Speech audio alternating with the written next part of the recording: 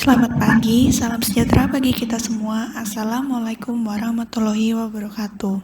Pada kesempatan ini, saya Felicia Cynthia Santosa akan membawakan presentasi tentang praktik kerja lapangan saya dengan judul Kajian Kestabilan Proses Termal pada Produk Minute Maid Pulpy Orange atau MMPO kemasan PET 300 ml terhadap parameter mikrobiologi di Coca-Cola Amatil Indonesia Cibitung Plant. Saya menjelaskan alasan saya memilih produk MMPO. MMPO merupakan minuman jeruk, di mana minuman jeruk merupakan produk berbasis buah. MMPO sendiri juga memiliki kandungan pulp atau bulir buah, di mana produk berbasis buah juga erat kaitannya dengan proses termal, khususnya pasteurisasi, di mana proses pasteurisasi ini juga dapat memengaruhi parameter mikrobiologi dari produk akhir minuman buah itu sendiri. Kemudian, parameter mikrobiologi juga akan memengaruhi parameter fisik, sensori, dan kandungan kimia dari produk akhir minuman buah. Maka dari itu, proses termal dalam pengolahan minuman buah perlu dikaji karena akan memengaruhi efisiensi dan keefektifan dari produksi dari sebuah industri minuman. Maka dari itu, tujuan dari praktik kerja lapangan yang telah saya lakukan adalah mengamati, mempelajari, dan memahami proses produksi MMPO yang ditinjau dari proses termal agar dihasilkan produk dengan mutu mikrobiologi yang sesuai dengan standar. Kemudian, manfaat dari praktik kerja lapangan ini adalah mengetahui, memahami, dan memberikan informasi ilmiah mengenai proses produksi, khususnya pada proses termal dari MMPO itu sendiri. MMPO merupakan produk sensitif. Hal ini disebabkan karena MMPO memiliki kadar nutrien yang cocok dan suhu yang cocok bagi pertumbuhan mikroorganisme, khususnya kapang dan kamir. Lalu, aktivitas kapang dan kamir akan mengakibatkan kerusakan pada produk MMPO, meliputi perubahan sensori, fisik, dan kandungan kimia dari produk jadinya. Maka dari itu, diperlukan pengolahan untuk mencegah kerusakan pada produk MMPO. Proses termal merupakan jenis pengolahan yang paling umum dilakukan untuk mengolah produk minuman buah. Proses termal dalam pengolahan MMPO meliputi pasteurisasi, hot filling, dan tipping, kemudian cooling, di mana ketiga proses ini memiliki keterkaitan antara satu dan yang lainnya, di mana awal dari proses termal yaitu pasteurisasi sangat erat kaitannya dengan kestabilan suhu, di mana kestabilan suhu ini juga akan memengaruhi pada parameter mikrobiologi dari produk jadi MMPO itu sendiri.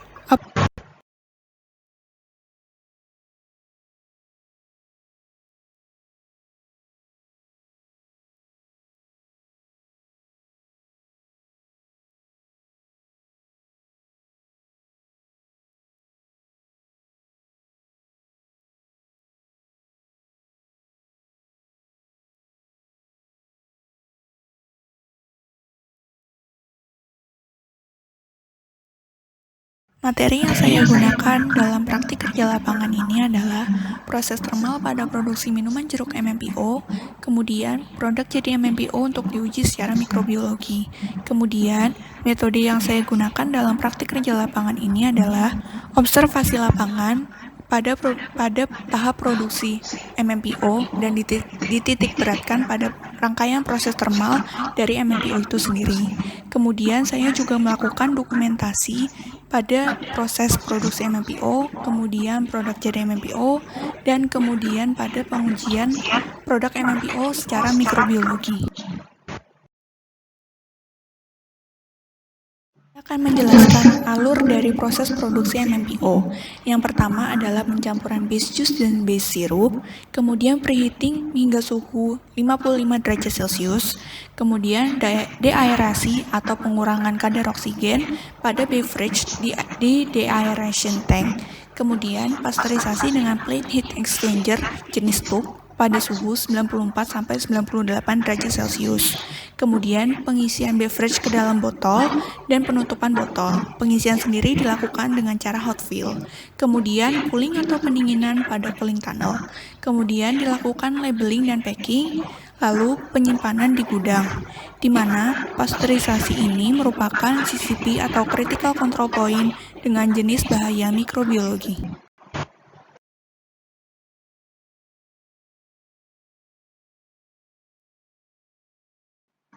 Lalu saya akan menunjukkan grafik dari suhu pasteurisasi dari produksi MMPO pada bulan Januari 2020. Berdasarkan grafik, dapat dilihat bahwa proses pasteurisasi pada MMPO berjalan dengan suhu yang cukup stabil, di mana suhu target dari proses pasteurisasi adalah 96 derajat, dengan suhu terendah adalah 94 dan suhu tertinggi adalah 98 derajat Celcius. Dan dapat dilihat juga terdapat 3 titik di mana terjadi peningkatan dan penurunan suhu yang sangat signifikan. Namun, saya akan membahas lebih lanjut pada 2 poin atau 2 titik yang akan saya jabarkan. Seperti yang dapat dilihat bahwa suhu dari produksi tanggal 14 dan 15 Januari 2020 memiliki suhu 94,93 dan 94,98 derajat Celcius. Pada kedua titik ini, mesin pasteurizer akan melakukan interlock.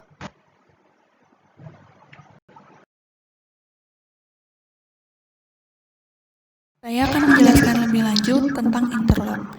Interlock merupakan sistem yang ada pada mesin pasteurizer yang dapat menghentikan transfer beverage ke area filler secara otomatis apabila suhu dari pasteurisasi kurang dari 95 derajat Celcius dan melebihi 98 derajat Celcius. Interlock akan aktif apabila terjadi ketidakcukupan proses. Hal ini disebabkan karena laju dan tekan steam dan flow rate beverage yang tidak sesuai dengan standar. Hal ini akan mengakibatkan waktu kontak antara beverage dan plate heat exchanger tidak sesuai, di mana standar dari waktu kontak adalah 21 hingga 23 detik.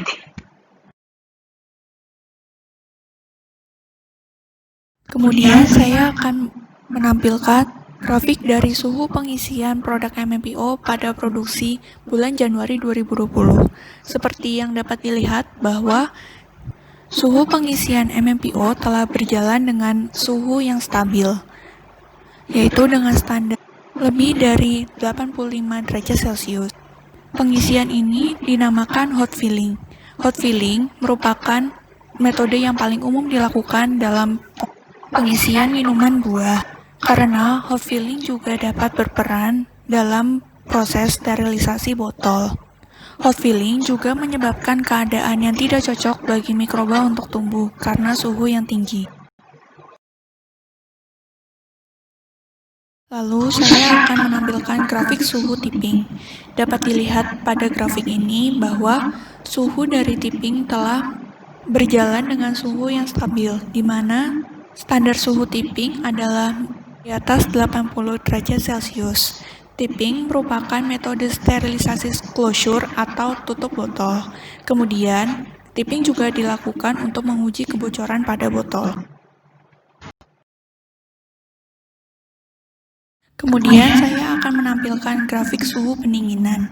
Suhu pendinginan produksi MMPO pada bulan Januari 2020 telah berjalan sesuai dengan standar, yaitu kurang dari 35 derajat Celcius.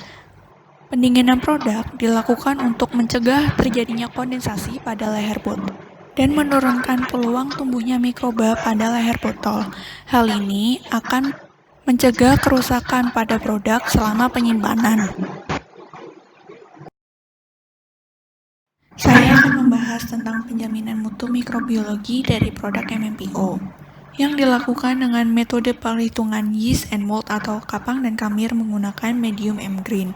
Penjaminan mutu ini dilakukan setiap jam selama proses produksi. Waktu inkubasi yang dibutuhkan adalah 120 jam dengan pengamatan setiap 24 jam dengan standar yaitu kurang dari 1 CFU per 2 mili. Saya akan melanjutkan pada hasil perhitungan yeast and mold pada produksi bulan Januari 2020.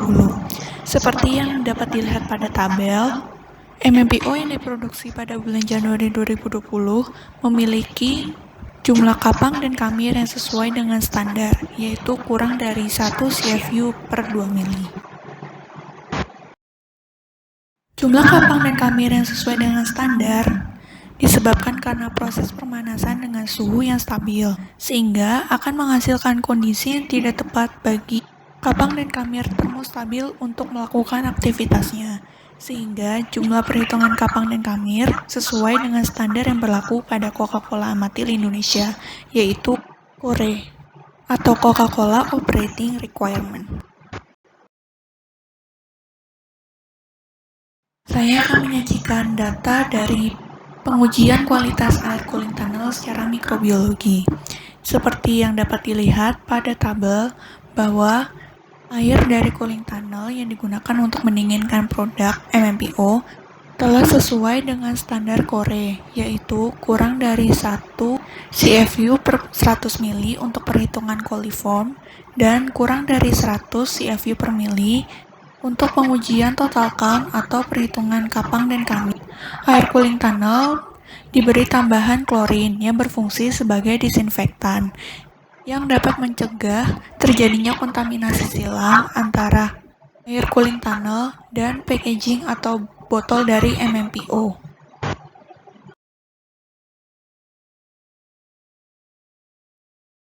Simpulan dari praktik kerja lapangan yang saya lakukan adalah proses termal yang meliputi pasteurisasi, pengisian, tipping, dan pendinginan telah berlangsung dengan suhu yang cukup stabil dan sesuai dengan standar. Sekian presentasi yang dapat saya sampaikan. Terima kasih atas perhatiannya.